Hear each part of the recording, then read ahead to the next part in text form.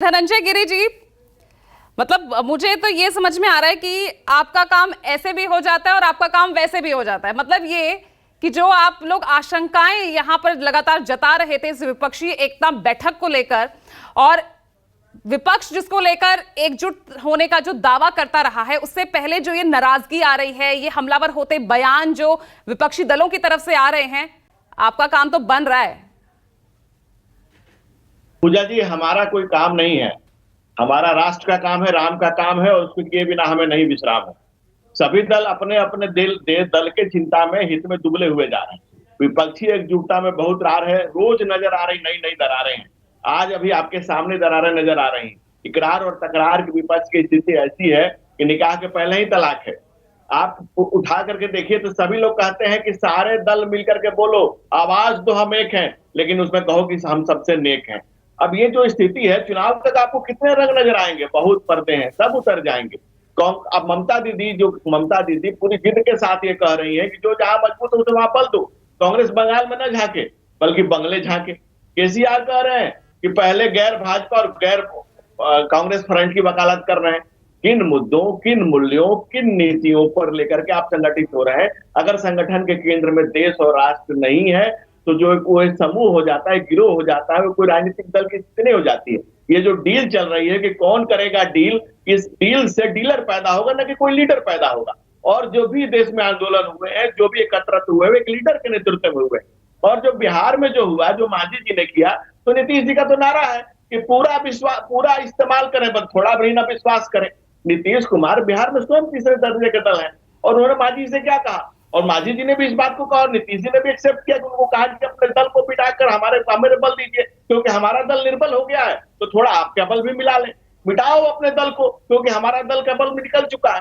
तो नीतीश जी ने बिहार में जो किया, दलित को महादलित बनाया, पिछड़े को अति पिछड़ा बनाया। कोई आगे ले चलने की देश की कोई नीति, कोई रणनीति, कोई नियत तो है नहीं।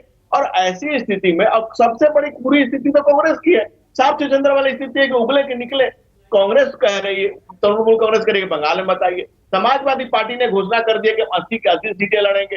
आम आदमी पार्टी जैसी नई नवेली पार्टी कह रही है कि भाई आप बंगाल और पंजाब छोड़ दीजिए और दिल्ली छोड़ दीजिए। तो तय तो कांग्रेस को करना है ना कि किस स्थिति में जाएगी। ये कांग्रेस की को जो अमर बेले कांग्रेस से लिपटी, उन्होंने कांग्रेस को चूज करके कांग्रेस को समाप्त कर दिया। आप केसीआर उधर मना कर रहे हैं, साउथ में कोई और मना कर रहा है, तो कांग्रेस कहां जाएगी? कांग्रेस कहां से लड़के सीटें लाएंगी? इस विपक्षी एकता की रार और तकरार सामने नजर आ रही है।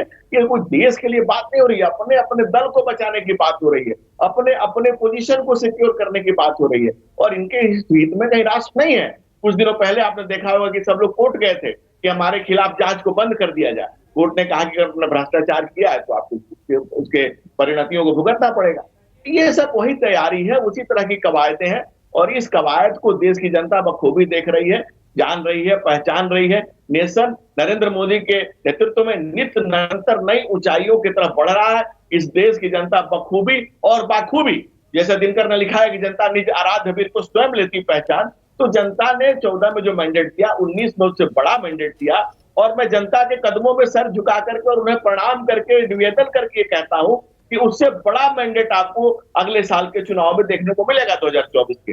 और इसके लिए आप आश्वस्त रहे, मुतमईन रहे, देश की जनता सब देख रही है। और ये ड्रामे नीतीश की नौटंकी हो, चाहे जो ममता बनर्जी की दीदी की जिद हो, वो आप देख रही थी। उनके प्रवक्ता का कितना आक्रोश भरा हुआ है कांग्रेस पार्टी को लेकर के। ऐसे आक्रोश के माहौल में, इतने गुस्से के गुबार में आप धूल का गुबार भी कम पड़ जाए उसके आगे। ऐसी स्थिति में कांग्रेस को तय करना है कि वो उगले कि निकले। बिहार में एक बहुत मशहूर कहावत है कि हमारी स्थिति सांप से सुंदर की है, न उगलते बन रहा है न निगलते बन रहा है। कांग्रेस के साथ विपक्षियों की वही स्थिति है, और विपक्षी दलों के साथ भी कांग्रेस की वही स्थिति है। इसमें ये पूरा मामला जो है 36 का है, इसको 63 का कैसे बनेगा, ये यक्ष प्रश्न है। और ये प्रश्न चुनाव तक से रहेंगे, चुनाव के बाद भी रहेंगे, क्योंकि आपने उत्तर प्रदेश में भी देखा, चुनाव की चुनचुनाहट से, सुगबुगाहट से नए नए गठबंधन। ठीक है धनंजय जी, मैं जरा ऋषि शंकर मिश्रा, उनसे भी मैं जरा उनकी राय ले लूं।